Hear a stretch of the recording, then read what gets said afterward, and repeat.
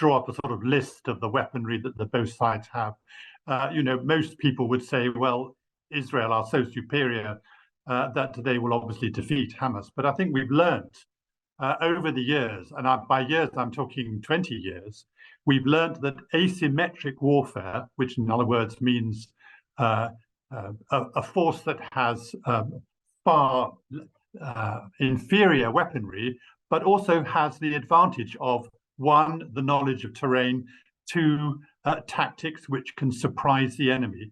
This asymmetric warfare has worked in Afghanistan, in Iraq, in Syria, and now it's working in Gaza. In other words, Hamas has a number of advantages. First of all, this is a very packed urban warfare environment.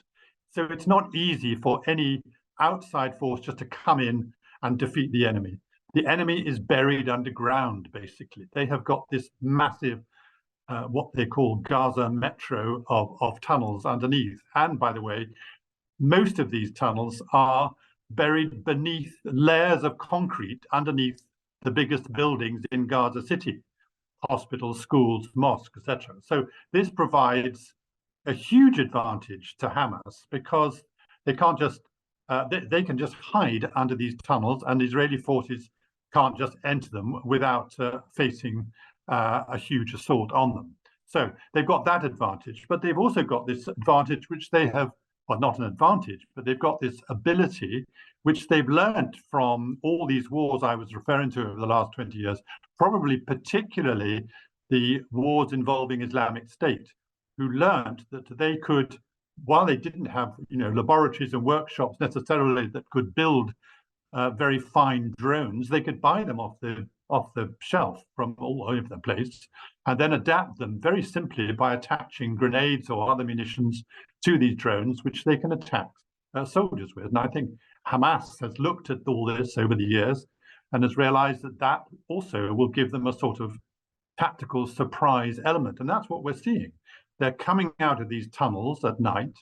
They're spotting, they've already spotted where Israeli forces are, and they're dropping these grenades on them, on the troops and on tanks. Now, a grenade dropping on a tank, is not going to destroy a tank, but it can certainly damage it.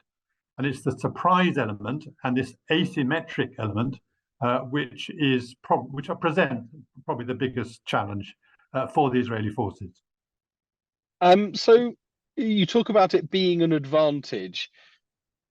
Presumably, you're not saying it's such an advantage that Hamas can, I guess, in whatever guise they would determine victory, actually win this. Is this about delaying tactics? Is this about staying as long as you possibly can against the superior power of Israel?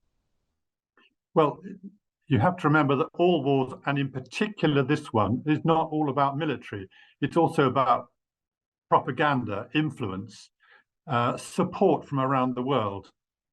Huge political tensions all over the place. Washington is already facing, sort of divisions over how this should be done because of all the number of casualties that are happening in Gaza. So I don't for one moment think that you can easily say either side is definitely going to win. You are more likely to say that Israel will win because of the vast superiority in manpower and equipment, technological advantage, and backing from America, which is providing, at least $10 billion so far in support for Israel.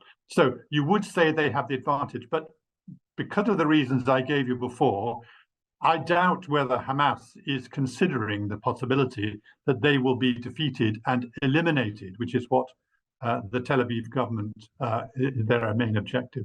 So no, I don't think this is necessarily going to end up in an easy victory or an easy defeat on the other side. I think it will be prolonged, and it will be prolonged for the very reasons I gave, which is that while Israel has the huge advantage militarily, Hamas has an answer for it, if you like.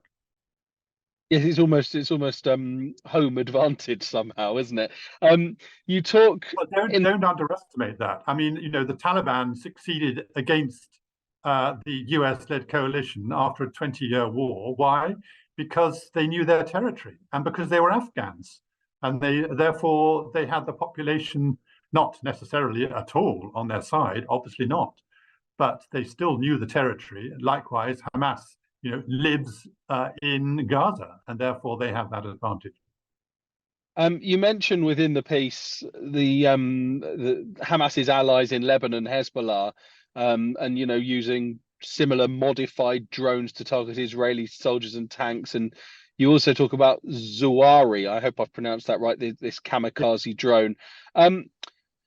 How much support, either before this war began and before October the 7th, or indeed now, do you think Hamas is getting from Hezbollah, be it advice, be it training, be it actually supplying the weapons? And at what point do you think, whatever form that support is taking, Israel looks at it and goes, this is Hezbollah, and therefore sort of de facto Iran, taking a full role within this war?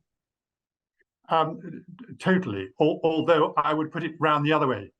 Iran is the main backer and technological provider for Hamas, as they are for Hezbollah. So, whether there's any direct communication and training between Hezbollah and Hamas is perhaps not so clear. But what is clear is that over the years, Iran has provided a lot of technological assistance to Hamas. They have helped them to understand how to adapt weaponry, and Hamas have actually, it seems, been very successful in building their own underground workshops and various facilities, and have used basic materials to create rockets and to create adapted drones. So Iran is the main provider for both Hamas and Hezbollah, and that is what worries not just Israel, but worries Washington because of the possibility of a much wider conflict. Just finally, Michael, you've talked about sort of home advantage. You've talked about adapting weaponry. How much then is Israel going to have to adapt themselves in order to get the outcome that they want? I mean, for example, in the piece, you're talking about them having to sort of almost block up these underground bunkers, aren't they, to either trap those inside or lure them out. So is that something that requires them to be on the ground there? Is that effectively why they're in, or does their advantage technologically help them eventually sort of work that network out? No, I think they have to be, as you said, they have to be on the ground. And the reason is because they can't bomb every building where they believe Hamas has an underground bunker if that building happens to be a hospital or a school or a mosque or whatever. Already, some of these buildings have been damaged, of course, but they have to have troops on the ground to deal with these underground bunkers and tunnels. Will they have to adapt? They have to adapt every single day. Any military has to adapt to whatever the battlefield presents as a challenge. For this particular dense population in Gaza, it's a tiny country. It's no wonder it's called the Gaza Strip. It's so small, and to send troops and tanks and armored vehicles and bulldozers and everything else into this sort of packed environment presents huge challenge. So yes, they have to adapt like mad, and I don't know how they're going to get rid of Hamas fighters who are underneath these buildings and in the underground shelters. I don't know how they're going to do it, but they do have the technology to do it. But in the process, there is the possibility of very high casualties. And of course, the most important thing is that all these hostages, and the number of hostages seems to go up every day. It seems about 240 now that they're saying. They are held in these tunnels. So you can't just attack these tunnels and kill the hostages. Releasing, freeing, rescuing the hostages has to be the top priority for the Israeli forces. It's certainly the top priority for America and for Britain and for others who've got nationals held there. And therefore, that has to be the sort of priority for them. So, yeah, they have to adapt every single day.